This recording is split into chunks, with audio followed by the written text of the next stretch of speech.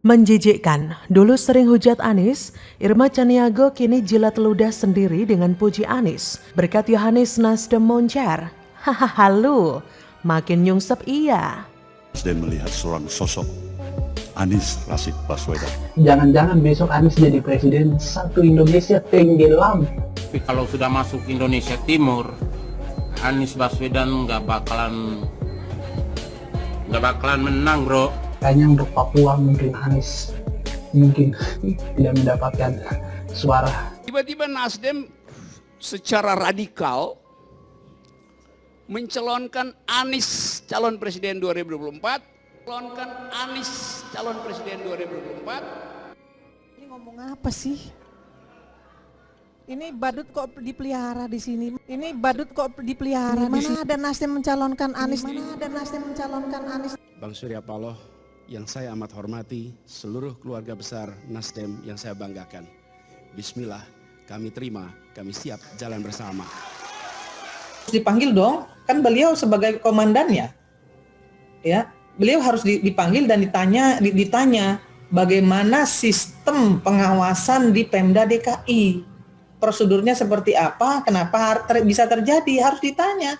Sekalipun gitu ya, mungkin beliau memang nggak makan duitnya misalnya, ya kan, tidak terima uangnya, tapi kan kebijakan yang dikeluarkan oleh beliau ini yang kemudian digunakan oleh anak buahnya untuk melakukan fraud. Nah, itu juga nggak boleh kan? Ya jadi ya memang harus dipanggil juga supaya tahu gitu ya. Sepertinya elit Partai Nasdem Irma Suryani Chaniago sudah mulai luluh dengan sosok Anies Baswedan. Hal ini terlihat setelah suara Partai Nasdem yang katanya terkatrol di basis masa mantan Gubernur DKI Jakarta itu. Dalam survei lembaga yang khusus memotret pertarungan di Pulau Jawa, Poltreking Indonesia, Anies disebut-sebut menguasai wilayah Jawa bagian barat. Di wilayah ini partai besutan Surya Paloh itu merangsek partai-partai besar. Ya jelas saja, basis kadrun. Menanggapi hal itu, politisi Partai Nasdem, Irma Suryani Chaniago, begitu mengapresiasi pencapaian tersebut. Pasalnya dalam survei-survei sebelumnya, Nasdem seolah dipersepsikan jeblok usai mendukung Anies. Padahal dia yakin ketua umumnya Surya Paloh tak pernah salah pilih. Irma yakin gelombang dukungan kepada Anies dan Nasdem akan semakin membesar. Dukungan nantinya tak hanya di wilayah atau provinsi yang menjadi basis massa pendukung Anies saja. Nasdem bersama Koalisi Perubahan Indonesia diyakini akan menjalankan strategi menutup kelemahan di provinsi yang dianggap kurang maksimal, termasuk dengan memilih cawapres Anies yang paling tepat. Aduh, Bu Irma, mending mundur aja lah Bu Irma dari Nasdem. Gak ada gunanya juga bertahan di partai yang seperti itu. Lagian capek loh Bu kalau harus jilat ludah sendiri. Dulu aja tuh Ibu hujat Anies kan? Lah sekarang kok memuja-muja? Apa nggak capek bohongin diri sendiri? Dulu Irma pernah mengatakan program rumah DP 0 yang notabene janji kampanye Anies belum terrealisasi hingga 4 tahun ia menjabat sebagai gubernur DKI. Padahal itu adalah program unggulannya. Tidak hanya itu saja, Irma juga mengatakan kontrol kerja Anies terhadap bawahannya lemah sehingga program kerjanya jadi nggak jalan. Di samping itu menurutnya tidak hanya program rumah DP 0 yang kacau balau, tapi program OKOC juga nggak kalah jebloknya. Dan soal kebenaran survei di atas tidak demikian. Ternyata adanya deklarasi Anies sebagai bakal capres dan safari politik yang dilakukan ternyata belum memberikan efek terhadap elektabilitas Partai Nasdem menjelang pemilu 2024. Bahkan elektabilitas Nasdem disebut mengalami penurunan. Hal itu berdasarkan hasil survei terbaru Carta Politika mengenai elektabilitas parpol jelang pemilu 2024. Dalam survei tersebut, Nasdem hanya memperoleh suara di angka 4,3%, terpaut jauh dari PDIP yang berada di posisi puncak dengan angka 23,5%, Gerindra 13,7%, dan Golkar di urutan ketiga dengan 9%. Yunarto Wijaya menjelaskan dalam survei yang dilakukan pihaknya pada November, elektabilitas Nasdem berada di angka 6%. Dan kekinian, usai Nasdem melakukan konsolidasi bersama Anies di berbagai daerah, justru angkanya turun menjadi 4,3%. Angka 4,3% memang masih terbilang sedikit lebih tinggi dibanding hasil survei yang dilakukan lembaga survei lainnya seperti SMRC yang menyebutkan Nasdem hanya memperoleh suara 3,2%. Lebih lanjut, Yunarto Wijaya menyebut dalam surveinya ini justru yang mengalami tren kenaikan elektabilitas justru PKS dan Demokrat. Walaupun kedua partai diasosiasikan bakal berkoalisi dengan Nasdem, namun justru angkanya naik. Udahlah Bu, mundur saja. Lagian banyak juga kok elit Nasdem yang sudah mundur akibat pencapresan Anies. Salah satunya adalah senior Partai Nasdem Siswono Yudo mengundurkan diri dari partai. Apa Bu Irma nggak mau mengikuti jejak senior-seniornya? Hanya saja memang permasalahannya Irma Chaniago kini menjabat sebagai anggota DPR menggantikan Persalian Puri yang meninggal dunia. Artinya apa? Ya, kalau Bu Irma mundur dari partai tersebut, otomatis segala fasilitas seperti gaji, tunjangan, bantuan listrik dan telepon, biaya perjalanan harian, rumah dinas, dan lain-lain tidak akan didapatkannya lagi. Sedangkan kalau tidak mengundurkan diri dari Nasdem, mendapat bullying terus dari netizen. Disinilah letak ujian Irma sebenarnya. Apakah dia akan mengikuti jejak Nilo Jelanthe, Siswono Yudo, dan kader-kader lain yang keluar dari Nasdem demi prinsip dan harga diri, ataukah menjilat ludah sendiri dengan turut mendukung Wan Anies yang pernah dikatakannya tidak becus bekerja tersebut demi mempertahankan jabatan? Bagaimana menurut Anda?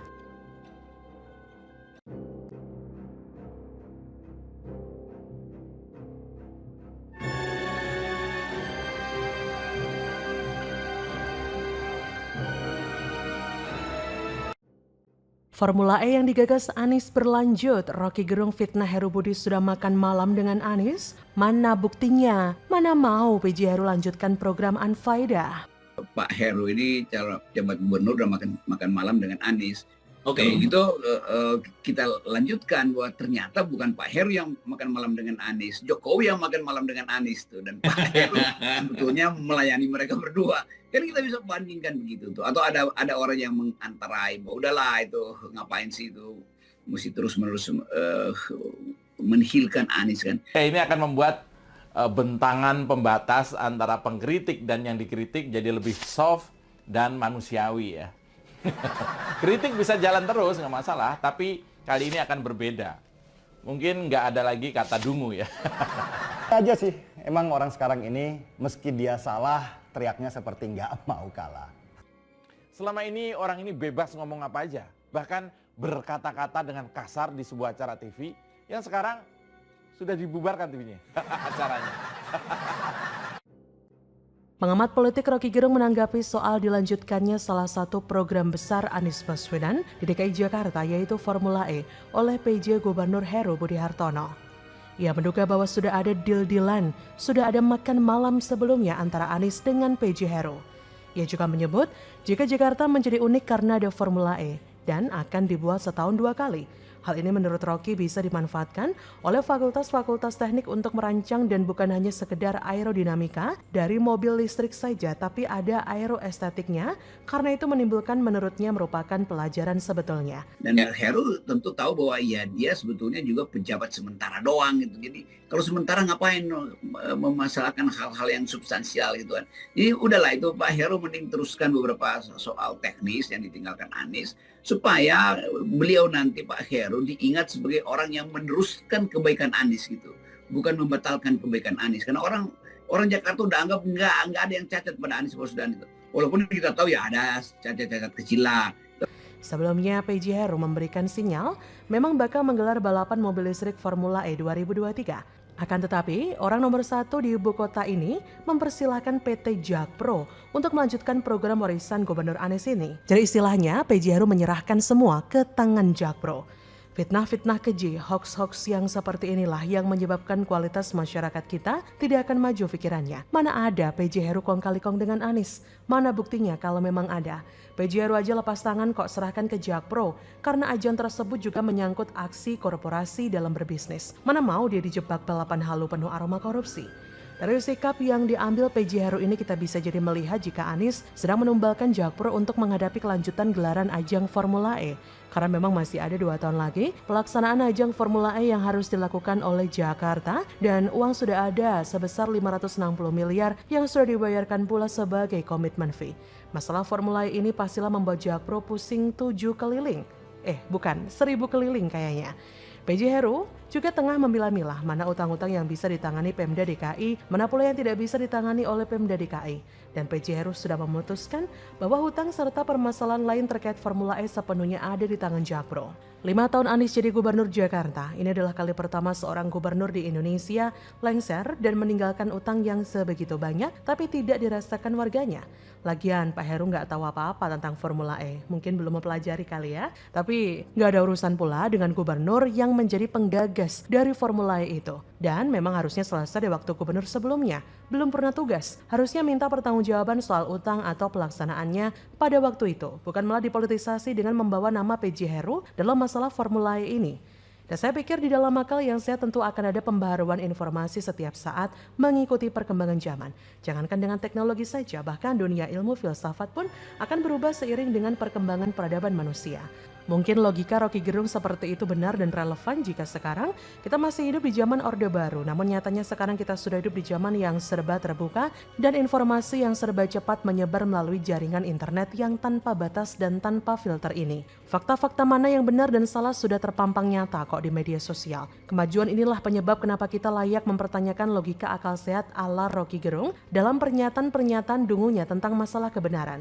Jadi semoga saja Rocky Gerung ini tahu bagaimana bahayanya agitasi dan propaganda menggunakan informasi bohong di media sosial atau media internet dengan tujuan untuk menyebarkan berita hoax hanya untuk menaikkan citra junjungannya saja. Mana buktinya? No pick hoax. Bagaimana menurut Anda?